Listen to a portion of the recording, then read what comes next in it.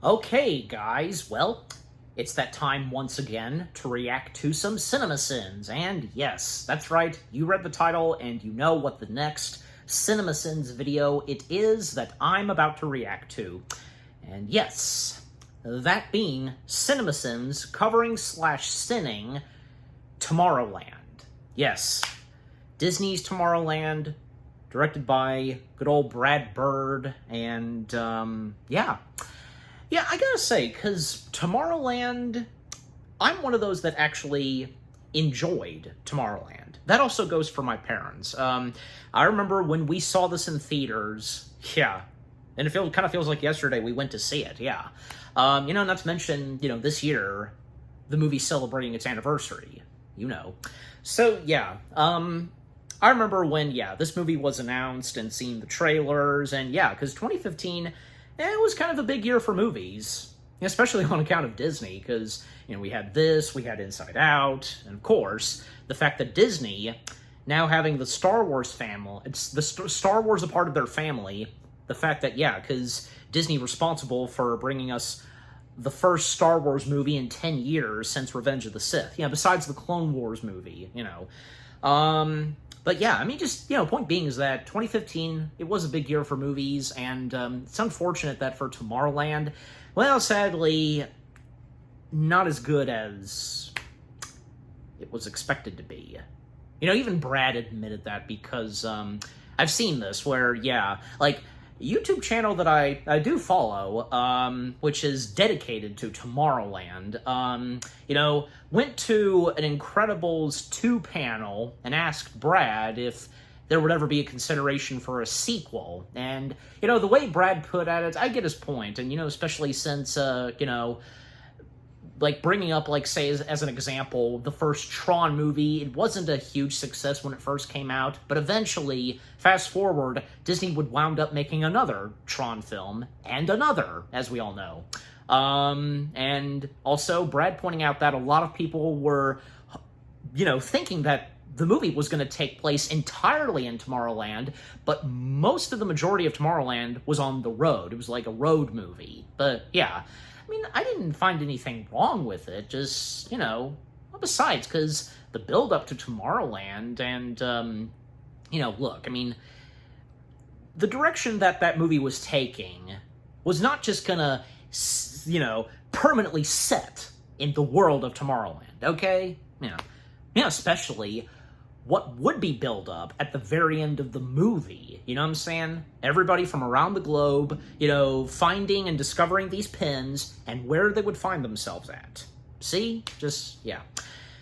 Yeah, so it's unfortunate, Brad, it's obvious, it's not Brad's fault. He tried his very best, to make Tomorrowland pretty good. And seeing as how Tomorrowland was his second live-action film after, say, his first one being one of the Mission Impossible films, the fourth one, Ghost Protocol. Now, that was a good Mission Impossible film, and that showed that Brad, being excellent in the realm of animation, could do very well in the realm of live-action. So, yeah. Well, thankfully, a few years after Tomorrowland, Brad would find something else, would do something else that, would technically get him back up on his feet, and that, of course, being The Incredibles 2. So, yeah. Because not long after he worked on Tomorrowland, he went straight into development and into production on The Incredibles 2. So, yeah. But anyway, so, yeah. Just overall, I really enjoyed Tomorrowland, and, with what it has to offer, it's not that bad. And it has a good cast of people, from Britt Robertson, George Clooney, and Hugh, what's his last name? Mr. House himself, yeah. And the other cast members, and the young British actress, she was good too, just, yeah. And just overall, I really came to enjoy Tomorrowland for what it is. Sure, it may not be the strongest, and, even for what Brad directed, but still, nowhere near bad or anything, you know what I'm saying? It's not god-awful, but just, yeah. And I have a good feeling probably for CinemaSins, but you never know. And as I've gone on explaining, you just never know when it comes to CinemaSins. Maybe they'll have, what? Maybe just one positive thing to say about Tomorrowland? Maybe not, but, I'm about to find out, especially. So, here we go. Let us now dive into everything wrong with Tomorrowland in 18 minutes or less. Beginning in 3, 2, 1, blast off. Oh, I have some leftover Coke from Five Guys. Special Tomorrowland themed Disney logo expects me to forget the 30 seconds stolen from my life. This is a story about the future. Just because Clooney's face is in the picture doesn't make this not narration. Environmental collapse. And scientific breakthroughs, wonder and beauty. Could you please just stop interrupting? The screenwriter of this movie would be excellent at CinemaSins, curiously. And closer. I know. Tell them about I can't tell them anything until I... Skip. It's official. Everyone working on Hollywood had some formative experience with the World's Fair back in the day, and it led to every screenplay ever written. This kid survived. That was really cool. How would you Them incorporating the World's Fair and Disney. Can't it just be fun? Okay, first of all, that this judge can't see the practical implementations of a working jetpack. Second of all, that this kid who invented it can't describe one practical application of a personal flying machine. Who are you? I'm the future Frank Walker. That is not an acceptable answer to anyone not living inside a movie. Why the f*** is there an empty-ass boat floating down the water here? Is that the rescue boat, in case the one in front gets attacked by the communists? Also, good to see 1960s World's Fair security is roughly equivalent to modern-day security at a 49ers game. Helmets are hung at a height just There so should sometimes the be stride will empty injure little boats kids. I think Roald Dahl designed this at the transport. Disney parks. Well, I guess falling is no longer a concern in this realm, eh? Robot accidentally turns this kid into the Rocketeer for 2 seconds. Kid falling to his death stops to admire the view. Just how Athena planned it. Because if you think you could tell the story better, I would absolutely love to hear you try. I would too. Futuristic movie steals the beginning scene of just about every paranormal activity. That's serious. That's Canopus.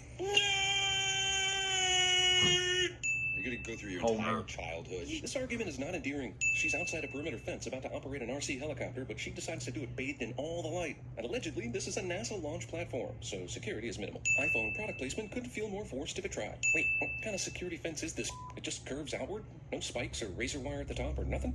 Just a gentle slope? I mean, no wonder, right?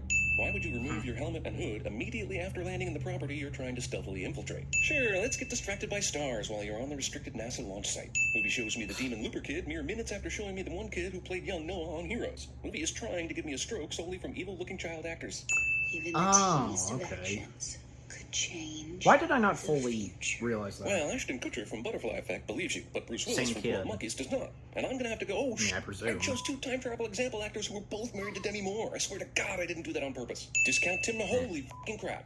Yeah, Eddie Newton. Sure, Newton's his last name. You might as well have called this guy E. Einstein McSquared. Girl who sabotaged NASA platforms keeps hesitating for some reason in taking a single bite of that apple in her hand. Smart girl keeps doing this because maybe she wants to get caught.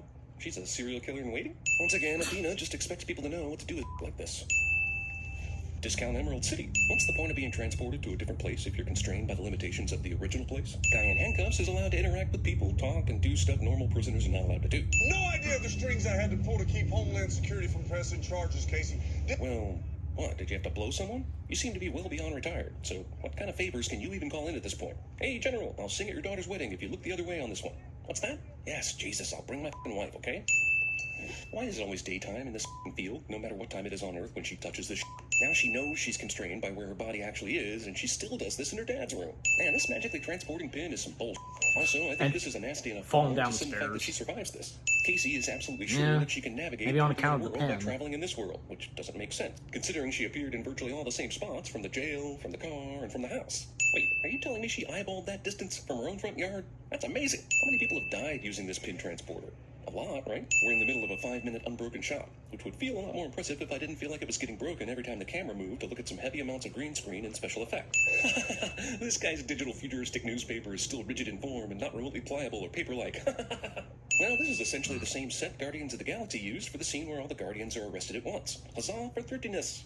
Now you run out of power? Maybe the Had bridge, kept just going the for a few bridge. seconds longer and then given out. I mean, you know, he was just drowned. Just actual like that. locations. What You are know, we looking for? You're looking for a collectible pin with a T on it. Shouldn't be too hard to find that very specific one on eBay. Also, just type in vintage round pins and that come up in no time. Okay, give me their number. Jesus, can't you look at the I screen? had a Could you pen. please tell me 'cause when Casey it was at will be back? our You local follow movie her around? theaters. What is your I deal? should get You a follow new someone around, one. give them a mysterious pin, leave, and then come back at some random time with no clue of their whereabouts. Don't ask me how I know your name. I know it the same way I know that you are lying to me. But you can't figure out where the hell Casey went because you're omniscient until you aren't. Are you from the future? You clearly understand. So why aren't you telling me what I need to know? Because up until now you've been creepy and showed no evidence you were some sort of future girl until you told Nathan his name. You're a robot. Logic already. Casey goes looking for information about a future teleportation pin at a store dedicated to a largely forgettable Brendan Fraser movie. I see you, Luke Skywalker uniform blatantly placed in the background, and I'm not gonna fall for your subliminal bullshit. Brad Bird manages to pimp the Iron Giant in his expensive Disney movie. Now I really want to watch And the an Iron action Giant as opposed to figure. This movie's true comic geek nerd expert hides in his geek shop behind Star Trek doors that are musically linked to Star Wars music, and which look like a robot's vagina. It's 10:30 in the morning, and I'm honestly surprised Casey is up and at him this early. Having The Catherine geek and store Keegan open, Michael its employees aren't even awake. together I is saw that great. you were looking for one online. Where did you get it? Wait a minute, you mean you found a store that was merely looking for this pin, as opposed to actually selling them? Is that See, how there's eBay works? there's Why would you more go to Iron, the store for Iron Giant information anyway? stuff. Does there need There's to be also a transportation Zurg knowledge? toy there as well. And People Bart this serious Simpson in the about finding background. a collectible pin run a small store in Houston and hope people see their one ad on eBay. Then Bart also, Man. this movie just jumped the Men in Black.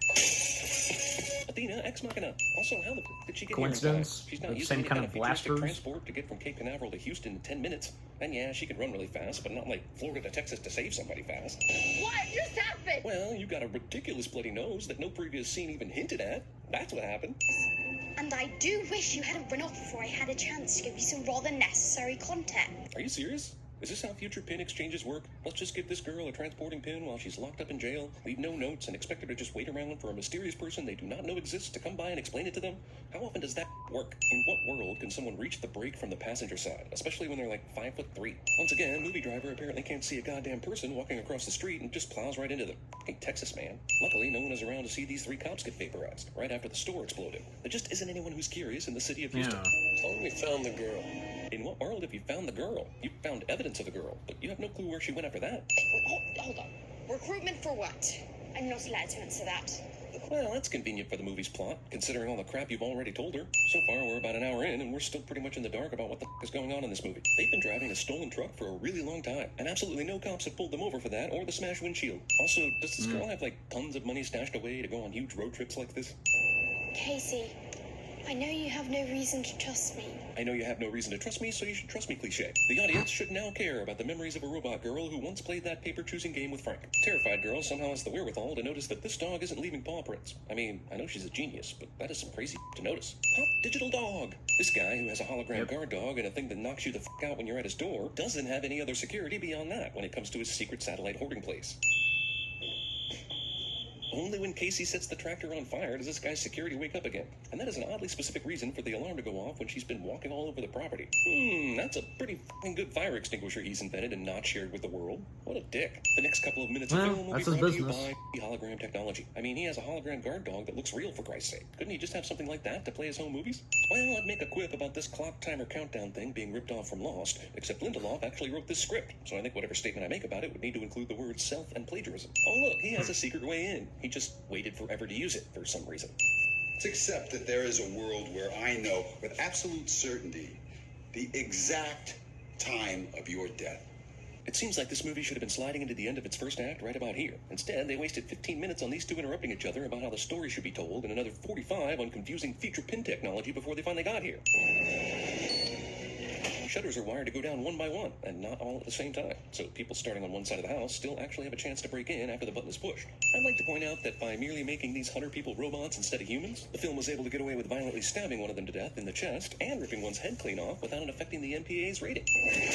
But they're I mean, robots, this one like... area of the house has magnets? That's amazing. Are you saying she didn't hit him enough times with It's not like blood's gonna show, like in and Frank, whose Terminator. experience with these robots, literally said that's enough. But whatever. Sometimes an action sequence just needs some bull tension. Actually prepared for that. I know, right? And somehow not prepared for the old flaming tractor routine you used to sneak inside. My hat. Leave it. No, I can't go without it.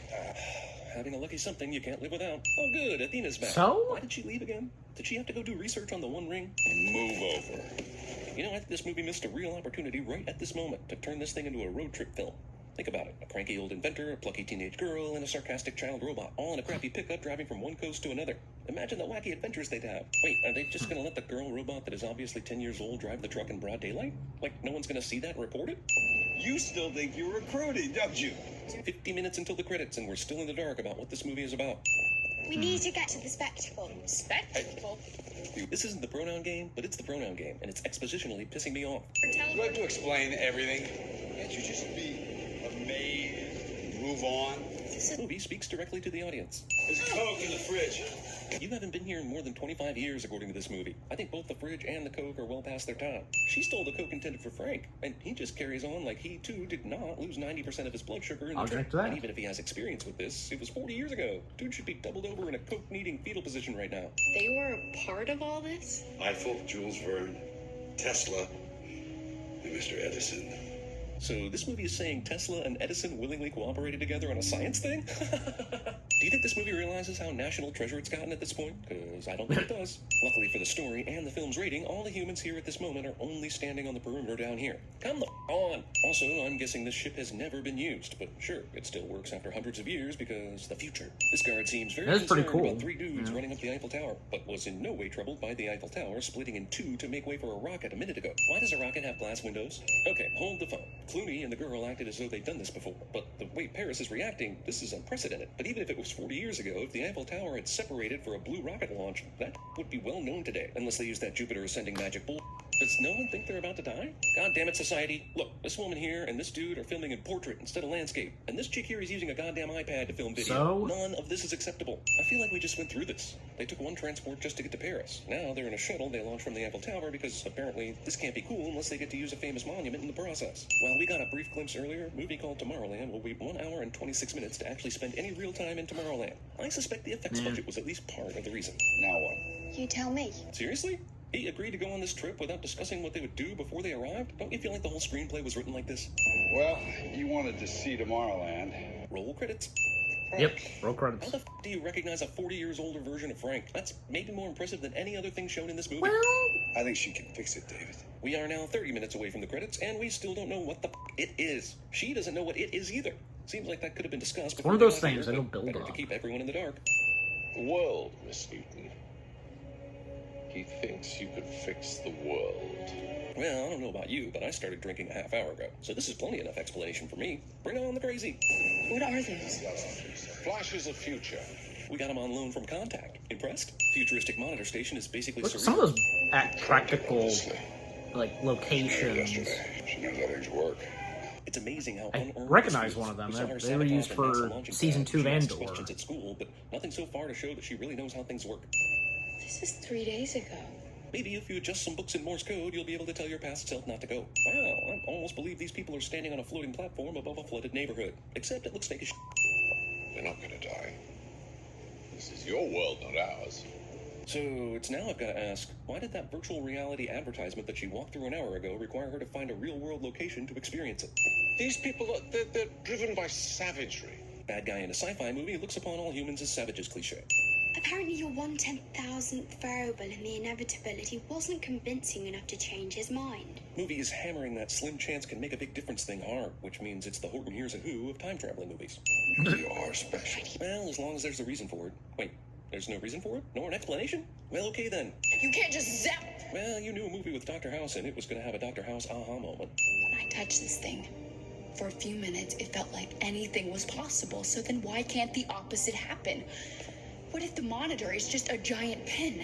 Okay, I'm just going to ask my cat Wallace to take it from here, because this movie has completely bewildered me with nonsense.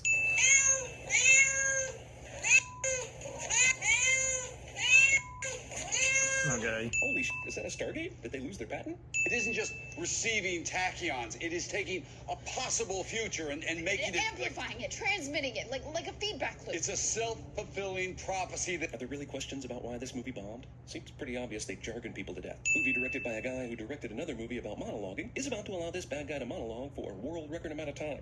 Bees and butterflies start to disappear.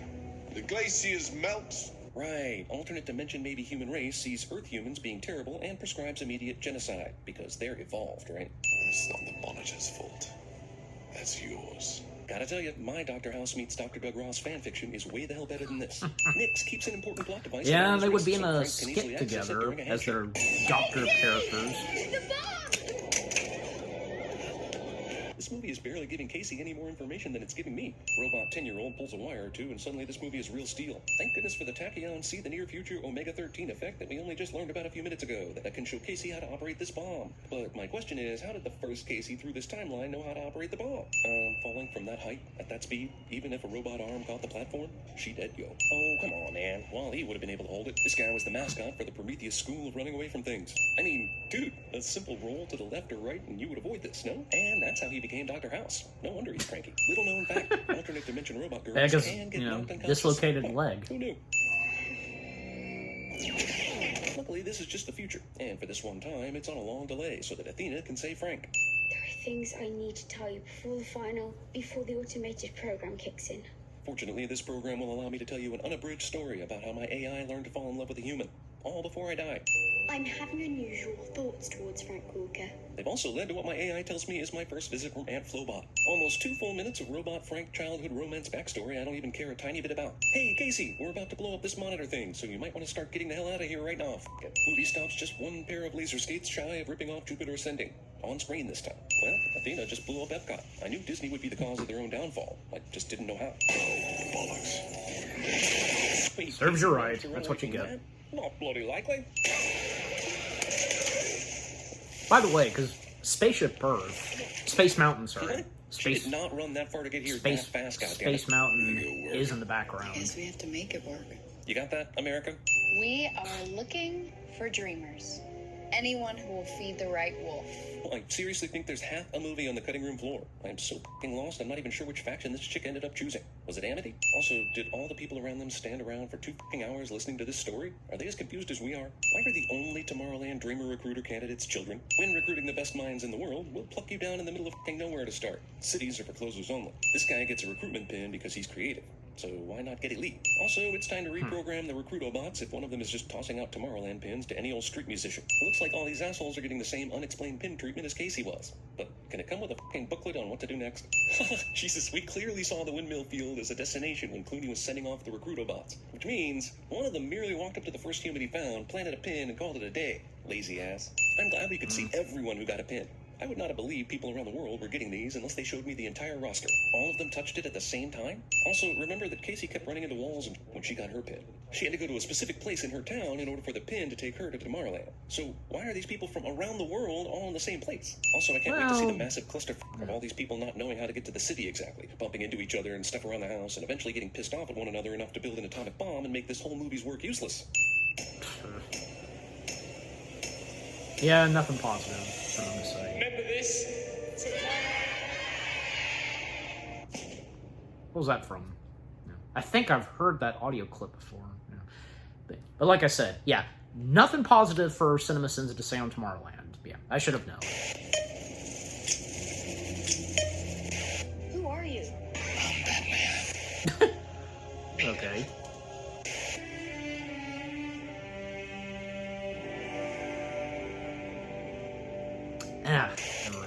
Can't recognize that. Just a flesh wound. Think this is a game? You're too young to train here. End of story. Now quit wasting our time. Get the f*** out of here. Motivation for what? We need to go back over, Frank. We have to go back, Kate. We have to go back! All the charm and the sense of purpose and the cute little smile. It's all just software. Run by little ones and zeros, little bits of data. It's all just electrons. We're within limits. Barely. Okay to go! What movie's that? I recognize it, but... Been asleep for almost 9 hours now. This certainly is a big Back to the Future. round room. The brainwaves of mutants are different from average human beings. This device amplifies my power, allowing me to locate mutants across great distances. Yeah, I mean, they're kind of like they are in a dome room, so, yeah. Alright, so, that was Everything Wrong with Tomorrowland in 18 minutes or less. Yeah, again, should have expected that, yeah, nothing positive for them to say on Tomorrowland, and, yeah, you know, like I said at the beginning, where I know, because it's unfortunate that, you know, it looked so awesome. And it was awesome to hear that we were getting a movie another movie based off of, something at the Disney parks, and this time, centering on an entire land, which being Tomorrowland. And yeah, because, like, with how it turned out, and yeah, I mean, not what people expected, as I said, but again, there's really nothing bad about it, and I'm sure that for some of you, like me, came to enjoy it, and if any of you got to see it in theaters as well, yeah. Yeah, especially since, knowing Brad Bird and, the same guy who brought us, say, The Iron Giant, The Incredibles, and who, also did Ratatouille, and then made his way into the realm of live action with the fourth Mission Impossible film, yeah. But, just overall, because Tomorrowland, it is what it is. May not be the strongest, it may not be the best, live action film of Disney's, but it's not bad. It's not god-awful. I really enjoyed it, and I'm sure the same goes for you. Yeah. And I think that, it's got a good cast of people. Brad, he did his very best with the direction he took. And not to mention that, fun fact, because maybe some of you know this too, that Brad was actually at one point, before he would wind up directing Tomorrowland, he was offered to take the director's chair of Star Wars Episode 7. But, he chose this. I mean, could you imagine if Brad had directed The Force Awakens, let alone a Star Wars movie in general? Just, you get what I'm saying. Awesome, right? I know I also heard something like, I think some people, even Dave Filoni, because I've heard that, I think some people wanted to see Dave Filoni helm The Force Awakens. I think he was flattered by it, but, yeah. J.J. Abrams, come on, because J.J. Abrams was right there next to, say, Brad Bird being an awesome director. And since, hey, coincidentally, because, both Abrams and Brad having directed 2 Mission Impossible films of their own. So, I'm just saying. And besides, like, people still, like, even still, because, people giving J.J. Abrams such a hard time, even as of now with Force Awakens? Again, I've gone on saying this. I clearly remember when The Force Awakens came out, people loved it. They praised it. But now all of a sudden they're bashing it. Why? What happened? Like, I don't know, because, like, it really started, like, I guess, like, yeah, I mean, when, like, say, The Last Jedi happened, and then when it came to Rise of Skywalker, I mean, look, because, with what Rian Johnson brought to The Last Jedi, people weren't fond and keen with what was brought to Last Jedi, and I'm assuming that probably because, with what Rian Johnson brought to The Last Jedi, it's not really what, like, say, Abrams and Kennedy were expecting, and I'm sure as though because, yeah, they had original plans for what could have happened for, say, Rise of Skywalker before, yeah, Ryan came in and what he brought to Last Jedi. You know what I mean? Just, yeah. And because with the aftermath and the final results of Last Jedi, then when it would come to Rise of Skywalker, yeah, because, some things that that Johnson brought to Last Jedi and how, what they had to do for Rise of Skywalker, because, with having Snoke be killed in the middle of the trilogy, look, when you think of it, it's like, like, surprisingly, because, like, in the other 2 trilogies, well, I mean, that especially goes for the original trilogy, because in the second act of the original trilogy, we find out that, yeah, because Vader is Luke's father. So, basically, a surprise, and really unexpected surprise that happens in the second/middle act of the trilogy. So, for the sequel trilogy, because, yeah, that was a surprise to see that, yeah, having Snoke be killed off like that. And I'm sure because, yeah, they had original ideas and plans for Snoke. Had he not been killed in the Last Jedi with what Rian Johnson did, I'm guessing, but just, yeah. But my whole point being is that, we all loved The Force Awakens when it came out, okay? I think it's still probably besides, those that are now crapping on Force Awakens, those I'm sure that are you like me know that Force Awakens was good, and it turned out pretty good. Yeah, when it first came out in Christmas of 2015. So, yeah, of course, I was there, you were there, we all knew that it did pretty well. So, yeah. But yeah, and coming back to Brad Bird, because, yeah, I was going off Star Wars, but, still. I don't know, because if Brad Bird had helmed Force Awakens, oh boy, I probably would have been something quite different. But, if J.J. Abrams, he was acceptable. Besides, maybe some of you don't know this fully, because, yes, we know he did Star Trek before Star Wars, but keep in mind, Abrams wasn't a huge Star Trek fan. He respected it and liked it, but not as much before he would direct Star Trek.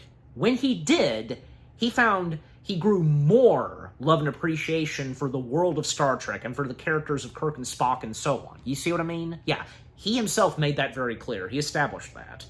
So yeah, I mean, besides, because even my dad has most notably told me this, and he shared this, say, I believe, yeah, when we reviewed the motion picture, and I think in one or two vlogs where, yeah, because the story is that Abrams, when he was a boy, he remembered when seeing the motion picture in theaters, especially since his dad worked at Paramount. So he remembered seeing the motion picture and seeing, the Enterprise on the big screen. Yeah. So, before he would direct Star Trek and he would have more appreciation, he was a huge Star Wars fan. So, clearly, when he was chosen to direct Star Wars, he knew what he was doing. He knew how to do Star Wars. And when it came to Force Awakens. And I don't know, because, pardon me for saying this, just please bear with me. I don't really think it was Abrams' fault with what he brought to Rise of Skywalker. Again, it's because of the aftermath of what was brought to The Last Jedi, what Johnson did. And Abrams, I have no doubt that he tried his best, to patch things up with how, The Last Jedi was received and, trying his very best to please the fans, if not all of the Star Wars fans. But most of the time, you can't please every single person. You can't. And that, of course, goes for the Star Wars fans. You can't please all of them. Some that will like what's in this piece of Star Wars, others, no. Just, yeah. But yeah. And I don't know, because I feel like maybe Abrams, I think he kind of, did he ever at one point admitted, the struggles, when it came to Rise of Skywalker? Maybe, but it's been a while. You see, because, like what I said, even, what I brought up earlier, Brad, because he even admitted, the how people responded and what they thought of Tomorrowland, so at least, yeah, Brad admitted to that, and, if there would ever be a sequel, and granted, yeah, it'd be awesome to see, a Tomorrowland sequel, or even if, say, there'd be, a series that's canon, to Tomorrowland, but, who knows, and hey, if you're ever watching this again, maybe something new of Tomorrowland has emerged, but, yeah, anyways, is there anything else to point out? Well, I will also bring this up about Brad because I seem to recall hearing that he was at one point he was going to direct another live-action film.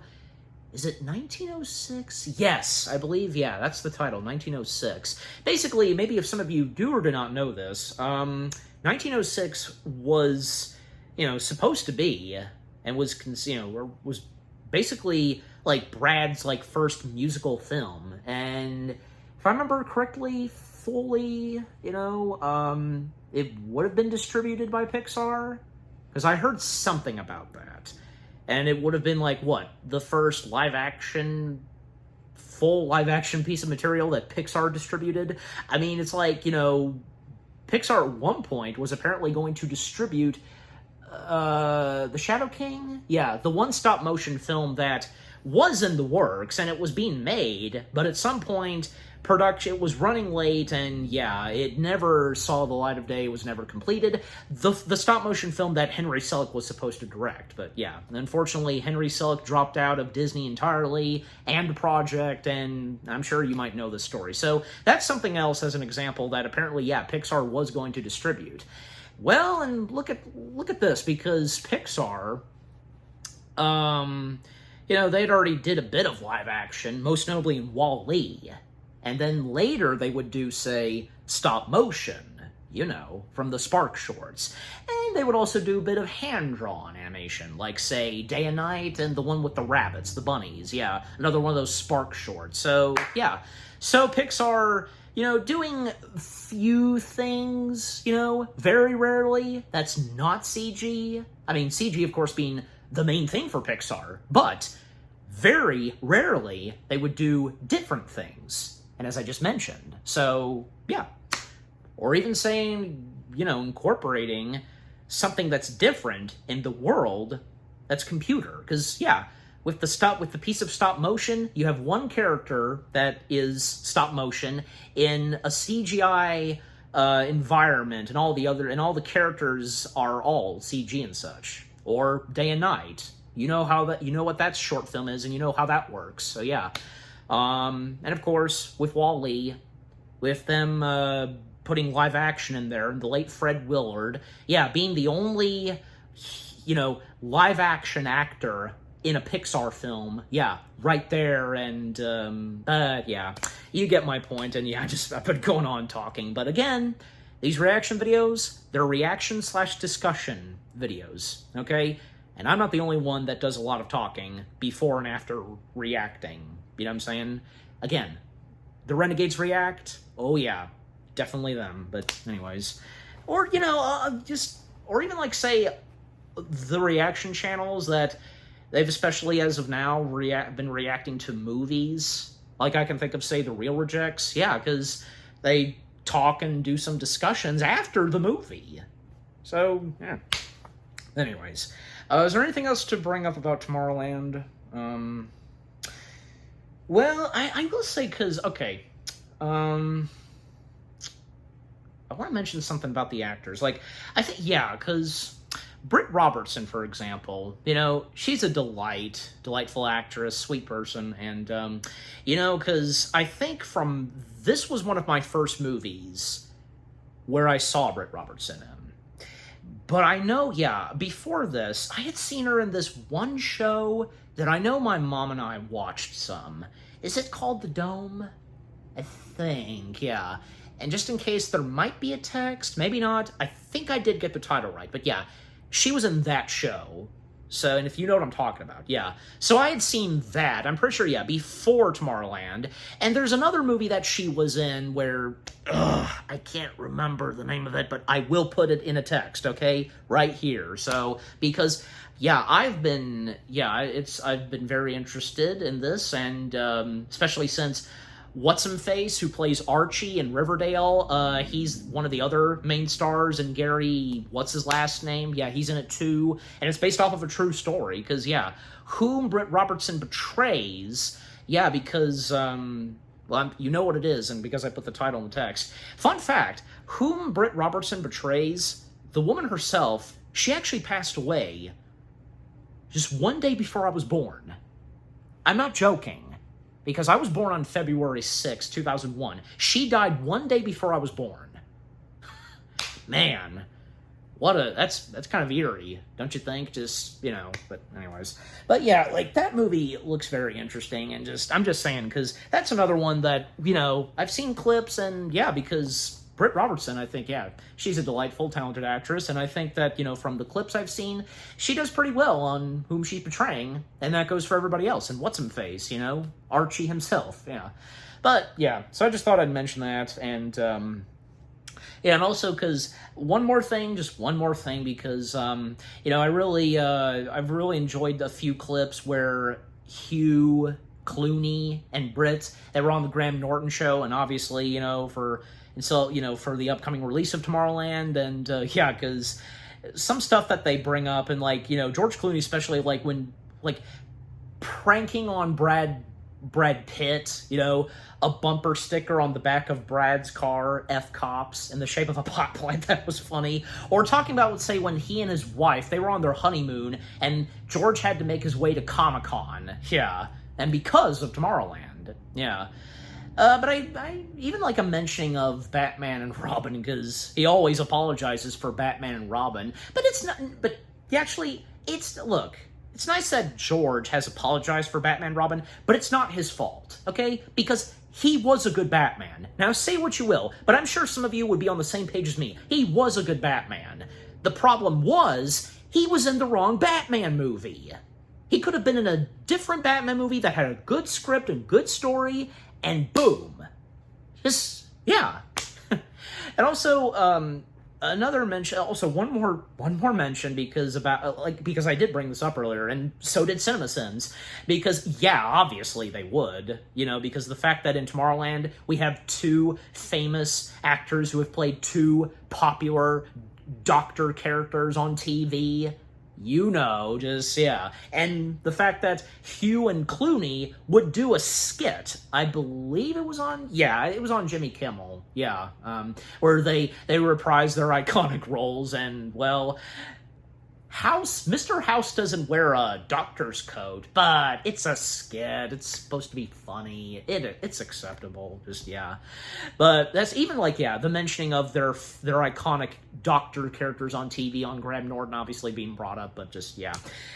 Alright, but that's gonna do it, I'm done. So, yeah, I think by this point I've said all I've wanted to say after reacting to this, but just, yeah, overall, I should have expected that, yes, nothing positive for what CinemaSins had to say. Nothing positive to say towards Tomorrowland from CinemaSins. But again, for me, and I'm sure the same goes for you, I enjoy Tomorrowland for what it is. Again, it may not be the best live-action Disney film, but it's not god-awful, and it's not Brad's fault, it's not the cast's fault, just, you know, even what Brad had to say, that a lot of people were thinking and expecting that it was going to take place entirely in Tomorrowland, but not entirely. Just, yeah, it is what it is. But yeah. But at the same time, the CinemaSins video was pretty funny. Just, yeah, enjoyable, and yeah, because a good chunk of stuff that I disagree. But again, these CinemaSins videos, they are for our laughs and for our entertainment. Okay, so what about you guys? What did you think of the CinemaSins video itself? Anything you agree and disagree with what they had to say on Tomorrowland in 18 minutes or less? Do you, like me, enjoy Tomorrowland? Did any of you get to experience this in theaters? Did any of you at your local movie theaters, as I brought up earlier, where, yeah, because they actually did hand out the Tomorrowland pins. I had one once, but yeah. Hopefully, yeah, because hopefully they can be still found on eBay, probably most notably. But by any chance, maybe you still have yours, and, you know, do you still enjoy Tomorrowland? And what are your favorite moments? And do you have no problem if the movie didn't entirely take place in Tomorrowland, and just so on, just, yeah. But just overall, you know, what do you think of the CinemaSins video itself? Did you get good laughs, good jokes? And also, yeah, of course, can't forget to mention the after credits / audio outtakes, you know, that. Yeah, just overall, again, what do you think of the CinemaSins video itself, and with what I've had to say, my reaction, and yeah, what did you think of my reaction? Leave comments and give this reaction video a like, as always. And so, with all that being said, thank you very much for watching. I hope you guys enjoyed my reaction to the CinemaSins video of them covering / sinning Tomorrowland. Everything wrong with Tomorrowland in 18 minutes or less. More reaction videos are coming your way. They're going to be awesome. Keep looking forward, and I will see you guys in the next video / reaction. Take care, and peace out. And happy anniversary to Tomorrowland.